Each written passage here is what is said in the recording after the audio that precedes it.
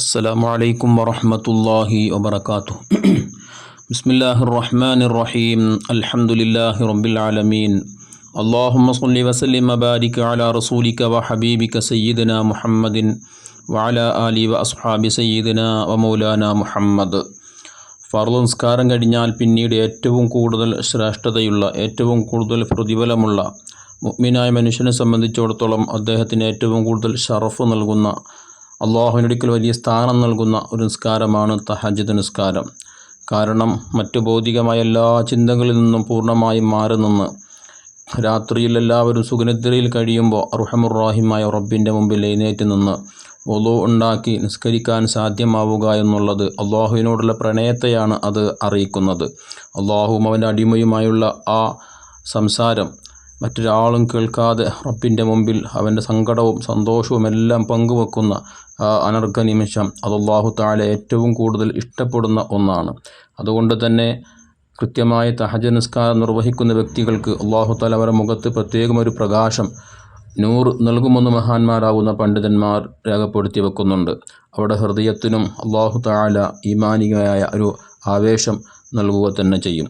അതുകൊണ്ട് തന്നെ നമ്മളൊക്കെ ആഗ്രഹിക്കുന്നത് നാം മാത്രം നിസ്കാരം നിർവഹിച്ചാൽ പോരാ, നമ്മുടെ ഭാര്യ, നമ്മുടെ മക്കൾ, കുടുംബങ്ങളൊക്കെ ഈ പറയപ്പെട്ട തഹജ്ജുദ് നിസ്കാരം നിർവഹിക്കുന്നവരാകണം.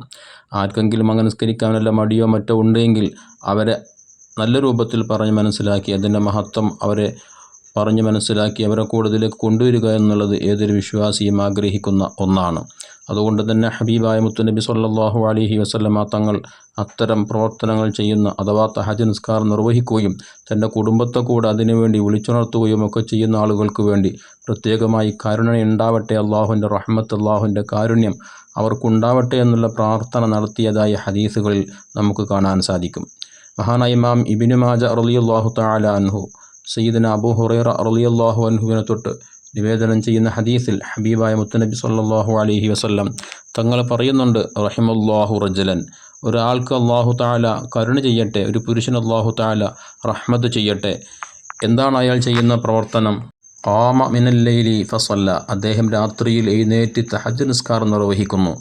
അങ്ങനെ വഅയ്ഖള ഇംറഅതഹു, അദ്ദേഹത്തിൻ്റെ ഭാര്യയെ കൂടെ അദ്ദേഹം വിളിച്ചുണർത്തുന്നു. ഫസല്ലത്ത്, അവളും ഇതുപോലെ അദ്ദേഹത്തെ പോലെ തന്നെ തഹജ്ജുദ് നിസ്കാരം നിർവഹിക്കുന്നു. ഇങ്ങനത്തെ ഭർത്താവിന് അല്ലാഹു തആല റഹ്മത്ത് ചെയ്യട്ടെ, കരുണ ചെയ്യട്ടെ എന്നുള്ള പ്രാർത്ഥന നടത്തുന്നു.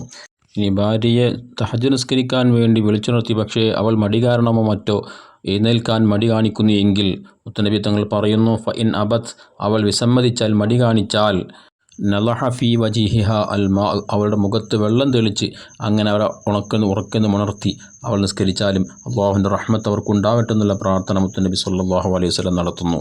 അവിടുന്ന് വീണ്ടും പ്രാർത്ഥിച്ചായി കാണാം, റഹിമല്ലാഹു ഇംറഅതൻ, ഒരു സ്ത്രീക്ക് അള്ളാഹു തആല റഹ്മത്ത് ചെയ്യട്ടെ, അവൻ്റെ കരുണ നൽകട്ടെ.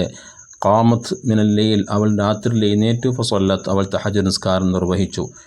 വഅയ്ഖള സൗജഹ ഫസല്ല, ആ സ്ത്രീ അവളുടെ ഭർത്താവിനെ കൂടെ വിളിച്ചുണർത്തി അദ്ദേഹവും ഫസല്ല, നിസ്കരിച്ചു. അള്ളാഹുവിൻ്റെ റഹ്മത്ത് അവർക്കുണ്ടാകുമെന്ന് ഹബീബ് സ്വല്ലല്ലാഹു അലൈഹി വസല്ലം. ഫഇൻ അബാ നളഹത ഫീ വജിഹിഹ അൽമാ, ഭർത്താവ് ഉണരാൻ എഴുന്നേൽക്കാൻ മടി കാണിച്ചു വിസമ്മതിച്ചു എങ്കിൽ അവളുടെ അദ്ദേഹത്തിൻ്റെ മുഖത്ത് അല്പം വെള്ളം തെളിച്ച് ഉറക്കത്തു നിന്നെല്ലാം അദ്ദേഹത്തെ ഉണർത്തിയെടുത്തു. അങ്ങനെ അദ്ദേഹം നിസ്കരിച്ചാലും അള്ളാഹുവിൻ്റെ റഹ്മത്ത് അവർക്കുണ്ടാവട്ടെ. അപ്പം ഇങ്ങനെയുള്ള ഭാര്യ ഭർത്താക്കന്മാർക്ക് അള്ളാഹുവിൻ്റെ റസൂൽ സ്വല്ലല്ലാഹു അലൈഹി വസല്ലമ പ്രത്യേകം പ്രാർത്ഥന നടത്തി കൊടുക്കുന്നുണ്ട്. അക്കൂട്ടരിൽ നമുക്കും പെടാൻ സാധ്യമാകണം. അള്ളാഹു തൗഫീഖ് നൽകട്ടെ. ആമീൻ. അസ്സലാമു അലൈക്കും വറഹ്മത്തുള്ളാഹി വബറകാതുഹു.